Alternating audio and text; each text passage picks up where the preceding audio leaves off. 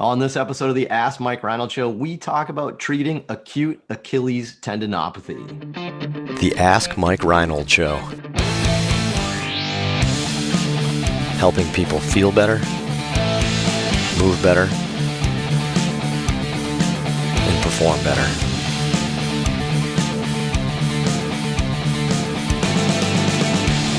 Before we get to the podcast, I wanted to make sure you knew about my free online course on the Introduction to Performance Therapy and Training.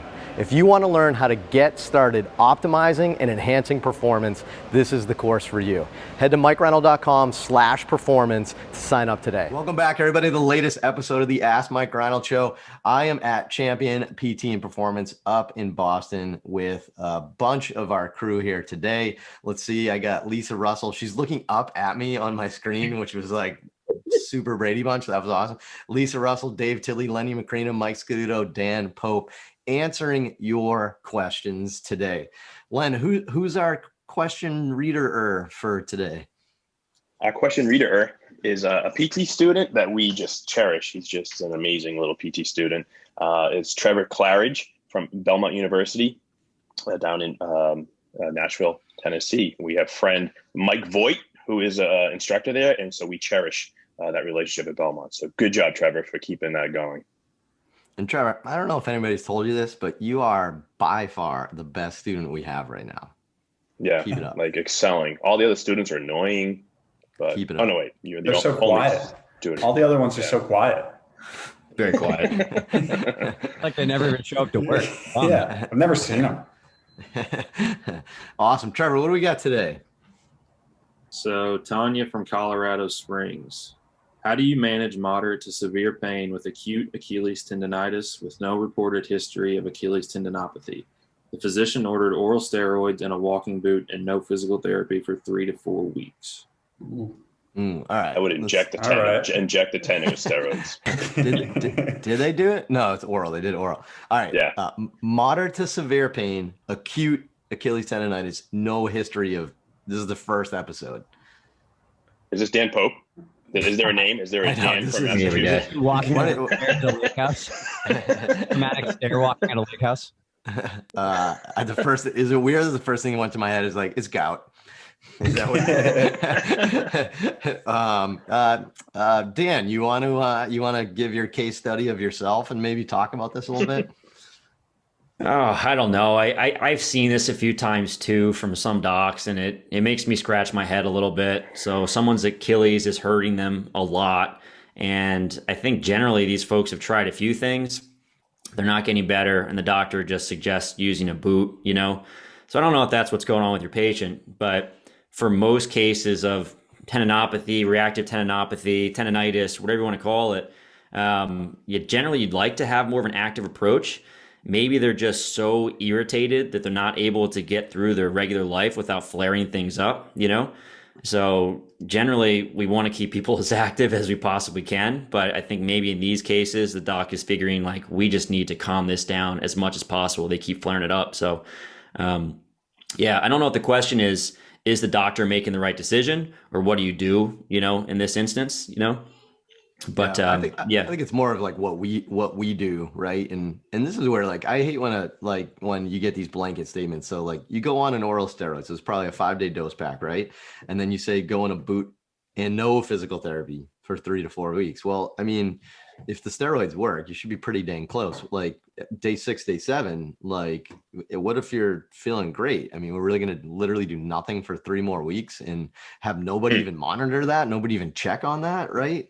So I don't know. I mean, so I'd say, Dan, from there, why don't we ignore the no PT for 3 to 4 weeks part and just talk about like how we would handle it. But acute to moderate Achilles tendonitis with no history, right? They're in a boot for now. Let's assume there's nothing we can do. Let's assume now they just come to you for the first time a few weeks out of the boot. What's your thought process on how they should present and what our next step should be? Yeah, I think that's a little tough. Hopefully their pain levels are down first and foremost, right? So let's assume that they're feeling pretty good at this point. They just got really weak, you just had them in a boot and nothing was working for a long period of time. So I think you have to be really, really careful for these folks. I'm guessing they've had a long history. They're probably freaked out to move. You know, I'm working with someone right now who had the same situation, a lot of foot pain, boot for a long period of time, came out. They're afraid to move whatsoever because at this point they haven't. And every time they tried to move, it hurt in the past.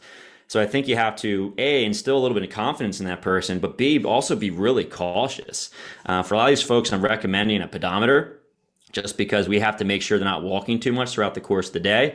And you see all sorts of people. So some people are way too afraid to move, and other people don't care and they do way too much. So I think you have to get a feeling of what type of person that is. And then once you get that idea, we have to very slowly start strength training them with really basic and easy stuff, you know? So calf raise variations, probably do really well at the seated calf raise variation because you don't even have to use your full body weight. Probably start with some double leg calf raises and slowly progress over the course of time. Very careful monitoring of symptoms, seeing if they're flaring up, being okay with a little bit of pain. But if it really starts flaring up to the point where it was before, you probably have to back down quite a bit and then just ride that roller coaster over the course of time and give them more when they need it and back off when they need and progress back to your goals slowly over time. What level of discomfort would you be satisfied with during this progression? Because it's probably going to be pretty unrealistic that they're 0 out of 10, right? I mean, this is like your biggest tendon in the body for a reason because you're putting so much stress on it throughout the day. Like, what's acceptable for you? Yeah, you know, there's a lot of answers in the literature for different tendons in the body, you know. I think the biggest one is probably pain the following day, and that's mostly in the patellar tendon research. You'll also see what's tolerable being another one that's in our research, and like the rotator cuff. In general, I like to keep pain minimal. So I tell people, let's say, keep it at a 3 out of 10 or less if you're able to. And some folks just aren't. So you're probably going to have to dabble in something a little bit higher. And the next day, we want to make sure their pain levels are back to their baseline. But if someone hasn't moved in months, there's a chance it's going to be pretty sore, and we expect that, and it might not be a bad thing. What I tell people is that the pain levels are important, but the bigger thing is that are you making progress from week to week and month to month? And I also tell them it's kind of like losing weight. If you're trying to lose weight and you look at the scale every single day, you're probably going to be frustrated. But if you weigh yourself every 2 weeks, you know, every month, you'll see that change, and that probably gives us good feedback of whether or not we're doing things appropriately. So if you're having minimal pain or moderate pain, but over the course of time you're getting stronger, pain levels are going down with activities that used to hurt, we're moving in the right direction, I'm not even that concerned about pain at that point because I know we're moving in the right way. I like it. So some big tidbits right there is while you have to do a gradual progression of load, right? So that goes from seated calf raises, standing, double, single. Then we start getting more dynamic with load. Then we get more dynamic with movement and speed of movement and then jumping. Like there's a huge progression what we need to do. Make sure that you're starting in the right spot. And then in order to go to that next step, like Dan said, like maybe, 3 out of 10 discomfort at most during, right? You could argue if you're 0 out of 10 that your Achilles could handle more, right? And you should be maybe going to the next exercise on your progression, right? So think of it that way. But then to see how you handled today's workload is how well you recovered the next day. I think that's the key for us is map out your progression of not non-weight, but walking in a boot and doing no PT to running and jumping and fill in the gap with every exercise in between and just say like, what's my criteria to keep going through that progression? I think that was awesome. Can I also jump in here too before, cause I know Dave's got some too, but I just want to say that pedometer thing was amazing. Right. And that is one of those things people like a lot of people don't think about and don't put a lot of emphasis on. And even Dan, you even just was like, yeah. And a pedometer and like kept going, but that is huge. If you really want to work and see somebody's like progression is use a pedometer or use an app on your phone or watch or whatever you may have and actually see that and monitor it over time. What if you did your exercise progression, but then they went to the mall that night, right? Or something like that. And you had no idea. And the next day they're sore. You're like, wow, it must have been from those seated calf raises we did, right? And you're like, no, like, so, I mean, putting that all together with pedometer is gold. And I think that's a lot of things that we don't do is like PT is just an hour out of the week or whatever, right? It's not all those other minutes. So huge advice, Dan. I like that. Dave, did you have something too?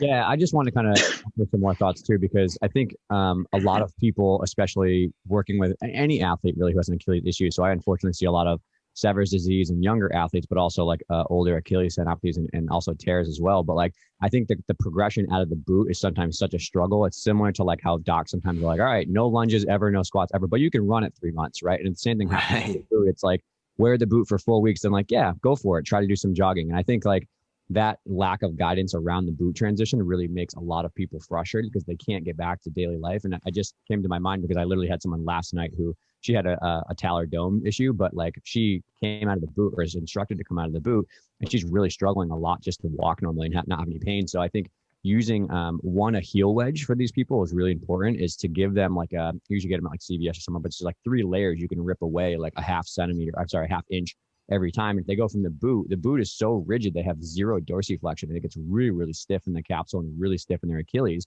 So especially with insertional tendinopathies, they don't really like that deep compression of dorsiflexion. If you're going upstairs, you say you just get your toes in the stairs and stoop down, it triggers pain for a lot of people. So if you can use the heel wedge, maybe use, okay, we're going to come out of the boot for, when you're walking at school, I want you to use the boot because it's a long distance. But then when you're at home, let's take the boot off and wear a sneaker with the heel wedge. And then you can go down to a half and then a 3/4 and then down to the final one over the course of maybe 2 weeks. And people, as they get their mobility back and start to load, like Dan said, if they can monitor their activity and do that, it really helps a lot with the transition.